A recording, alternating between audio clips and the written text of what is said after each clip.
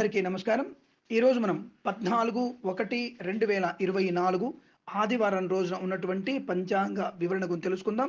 ఈరోజు శ్రీ శోభకృత్నామ సంవత్సరము, దక్షిణాయనము, హేమంత ఋతువు, పుష్యమాసము, శుక్లపక్షము, తదియ ఉదయం 7:59 వరకు ఉండి తదుపరి చతుర్థి ప్రారంభం అంటే చెవితి కూడా ప్రారంభమవుతున్నది. చెవితి కూడా ఈరోజు రాత్రి తెల్లవారుజామున 4:58 వరకు ఉండి తదుపరి పంచమి కూడా ప్రారంభమవుతున్నది. ధనిష్ట నక్షత్రం ఉదయం 10:21 వరకు ఉండి తదుపరి శతభిష నక్షత్రం ప్రారంభమవుతున్నది. దుర్ముహూర్తం సాయంకాలం 4:26 నుంచి 5:11 వరకు, వర్జము సాయంకాలం 4:54 నుంచి 6:21 వరకు, అమృత ఘడియలు రాత్రి 1:35 నుంచి 3:02 వరకు వ్యాప్తిగా ఉన్నది. రాహుకాలం సాయంకాలం 5 గంటల నుంచి 6:36 వరకు వ్యాప్తించి ఉన్నది.